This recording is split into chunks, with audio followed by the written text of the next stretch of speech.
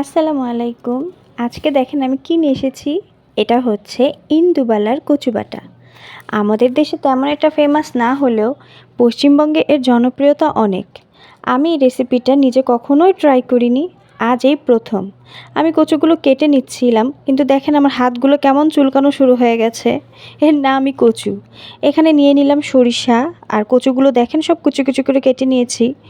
এই রেসিপিটা সবচেয়ে মজার বিষয় হচ্ছে কি জানেন, আপনাকে কোনো গ্যাস খরচ করতে হবে না, আবার কোনো কারেন্টেরও ঝামেলা নেই, আবার কোনো আগুনেরও প্রয়োজন নেই। এটা এমনিতেই নাকি খাওয়া যায়, বলেন তো কেমন একটা বিষয় না? ভাবলেই কেমন গলাটা চুলকানো শুরু হয়ে যায় না? এখন দেখেন আমি সবগুলো বেটে নিচ্ছি, যদিও আমি বাটতে পারিনি, এটা আমার মা আমাকে সাহায্য করছে। দিয়ে দিলাম কিছুটা নারকেল কুড়ানো। নারকেলের যে দাম বাবা, একটুখানি নারকেলই দিচ্ছি, বেশি দিব না। এই নারকেল বাটা সাথে করে দিয়ে দিলাম। এখন বেটে নিব।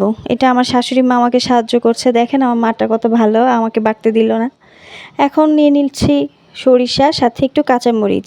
কাঁচামরিচ সাথে না বাটলে নাকি সরিষা তেতো তেতো লাগে। আমার এসব রান্নার কোনো আইডিয়া নাই, সব আমার শাশুড়ি মায়ের রান্না করে।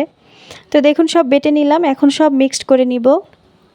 এর উপরে একটু সরিষার তেল দিব, কারণ যদি আবার গলায় ধরে কেমন না কেমন লাগে আল্লাহই জানে, আমি কখনো খাইনি, কেমন ভয় ভয়ও লাগছে। আচ্ছা, এখন এই সবগুলো মিক্স আমার শাশুড়ি মা আমাকে করে দিচ্ছে, বলতেছে খায় মজা করে খা, দেখ কেমন লাগে। এখন আমি প্লেটে নিয়ে নিলাম, দেখি কেমন লাগে। আমার তো ভয় লাগছে, মনে হচ্ছে এখনই গলায় ধরবে। আসলে এটা তেমন একটা মজা না, কেন যে মানুষ এত ফেমাস বলে, মোটামুটি ভালো লেগেছে, তেমন না।